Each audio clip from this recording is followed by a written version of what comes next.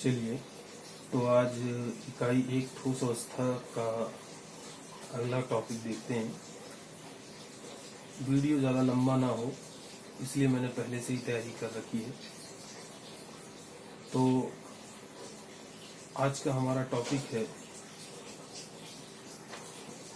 ज्यामितीय विन्यास के आधार पर क्रिस्टलीय ठोसों का वर्गीकरण। ज्यामितीय विन्यास के आधार पर क्रिस्टलीय ठोसों का वर्गीकरण। ठीक है, आपको पहले भी बता चुका हूं, पिछले वीडियो में आप देख चुके हैं कि क्रिस्टल के ज्यामितीय स्वरूप के आधार पर क्रिस्टलों को कुल 7 प्रकारों में 7 मूलभूत एकक में बांटा जाता है।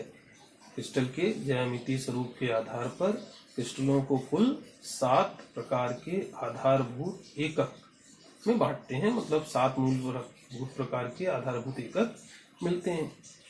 इन्हें क्रिस्टल समुदाय अथवा क्रिस्टल हैबिट कहा जाता है। जो मूलभूत ये 7 प्रकार हैं, इन्हीं को क्रिस्टल समुदाय भी कहते हैं और क्रिस्टल हैबिट भी कहते हैं। कई बार इसको क्रिस्टल परिवार भी कह दिया जाता है।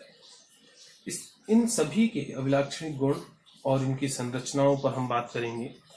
तो यहाँ देखिए, ये 7 प्रकार के जो मूलभूत एकक हैं वो यहाँ पर हमने दर्शाए हैं।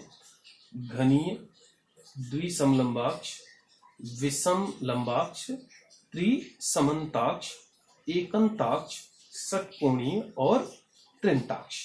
ये क्रिस्टल देखने में लगभग जैसा यहाँ चित्र में दर्शाया गया इस प्रकार से देखने में इनकी संरचनाएं बनती हैं लगभग। तो जैसा पहले बताया जा चुका है, क्रिस्टल के मुख्य अभिलाक्षणिक गुण जो हैं वो 2 हैं, जिनके आधार पर हम इन क्रिस्टलों को इन 7 मूलभूत प्रकारों में बांटते हैं। एक है कोर लंबाई और दूसरा अंतरफलकीय कोण। कोर लंबाई और अंतरफलकीय कोण। यहाँ हमने ABC ये इनकी कोर लंबाई दर्शा रखी हैं और अल्फा बीटा गामा ये अंतरफलकीय कोण है। तो इन्हीं दोनों चीजों को आधार बनाकर क्रिस्टल को मूलभूत 7 प्रकारों में बांटा जाता है। तो अब ये जो 7 प्रकार हैं, हम इनके अभिलाक्षणिक गुणों की चर्चा करते हैं, जो कि ये हमने टेबल में जो है क्रमबद्ध कर रखा है। तो देखिए, जैसे घनी जो क्रिस्टल है उसमें A बराबर B बराबर C, मतलब A फलक B के बराबर होती है, C के बराबर होती है। इस कह सकते हैं कि इसमें तीनों जो फलकें होती हैं उनकी लंबाइयां आपस में बराबर होती है। और साथ ही साथ में अल्फा बराबर बीटा बराबर गामा बराबर 90 डिग्री, मतलब यहाँ पर अंतरफलकी जो कोण है वो बराबर होते हैं और 90 डिग्री के होते हैं, है ना। तो इस तरह से अगर आपको उससे कोई कहे कि घन क्या होता है, तो इसके आधार पर आपको कहना चाहिए कि वह संरचना जिसमें 8 कोने, 6 फलकें और 12 कोरे होती हैं, सभी फलकों की लंबाई एक समान तथा सभी कोण समकोण होते हैं, उसे घन कहते हैं। ठीक है, तो घनी क्रिस्टल में क्या होगा, तीनों फलकों की लंबाइयां बराबर होंगी, तीनों कोण बराबर होंगे और 90 डिग्री के होंगे। अगर हम घनी क्रिस्टल की बात करें तो इसमें त्रिविम जालकों की संख्या होती है 3, और उदाहरण है Cu, ZnS, NaCl आदि बहुत से हो सकते हैं। उसी तरह से दूसरा द्विसमलंबाक्ष। तो जो द्विसमलंबाक्ष क्रिस्टल है उसमें A फलक B के बराबर होती है, लेकिन ये दोनों फलकें C फलक के बराबर नहीं होती। लेकिन हाँ, अल्फा बीटा गामा तीनों कोण समकोण होते हैं। तो अगर A B बराबर है और C बराबर नहीं है और तीनों कोण समकोण है, मतलब वो क्रिस्टल द्विसमलंबाक्ष है। इसमें त्रिविम जालकों की संख्या होगी 2। इस प्रकार का क्रिस्टल होता है श्वेत टिन का, SnO2 का। फिर तीसरे प्रकार का क्रिस्टल है विषम लंबाक्ष। विषम लंबाक्ष, इसमें A B C तीनों फलकों की लंबाइयां बराबर नहीं होती हैं।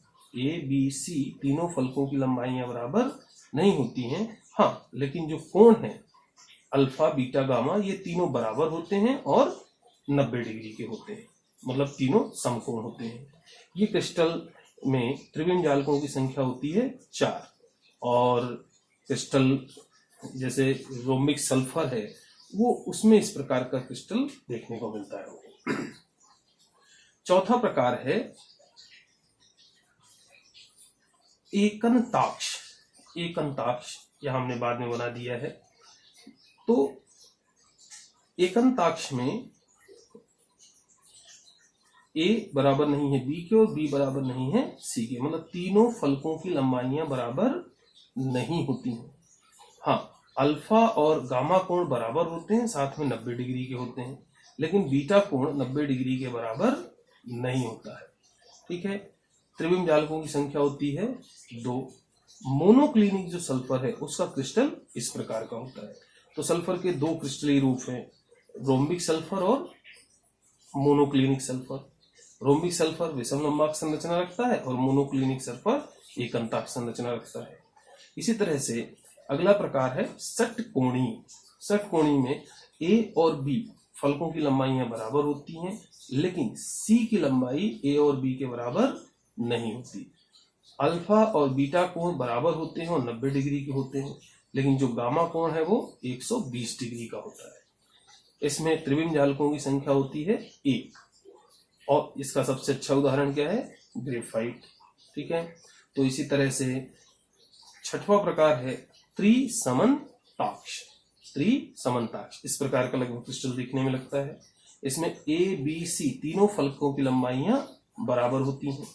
अल्फा, बीटा, गामा तीनों में से कोई भी कोण 90 डिग्री का नहीं होता। तीनों फलकों की लंबाइयां बराबर होती हैं, लेकिन तीनों में से कोई भी कोण समकोण नहीं होता है। इसका सबसे अच्छा उदाहरण है कैल्साइट। इसी तरह से सातवां प्रकार है त्रिनताक्ष।